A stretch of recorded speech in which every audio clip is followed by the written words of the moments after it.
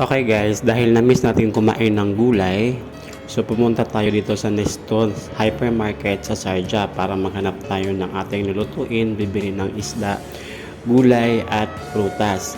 So ayan na guys, ito na yung mga prutas na napakamura dito, yung dragon fruits. Mura lang talaga yung dragon fruits dito guys. So kung nakikita nyo yan guys, ang mahal mga mangga, mahal yan siya guys. So ayan, so nag-ikot-ikot muna ako konti. Tapos di ko na pinakita yung mga gulay kasi nag-enjoy ako dito sa mga prutas na aking tinitingnan.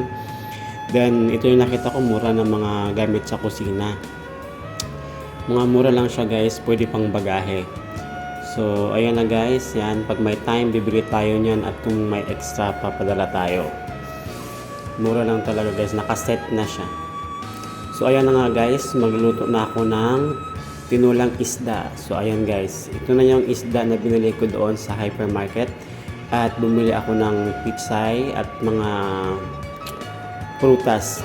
May okra pa akong binili para ihalo ko dyan sa aking tinola. So mas marami po yung gulay kaysa isda na binili ko kasi na-miss ko talaga kumain ng gulay kasi hindi kami makapagluto. So minsan lang magluto ng ganito.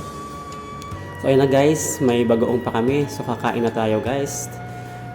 Yan, nag-enjoy talaga ako sa pagkain na ito guys. Salamat, thank you for watching and see you in my next vlog. Salamat kay Sis Jen sa pagpatuloy sa kanyang bahay. Thank you so much.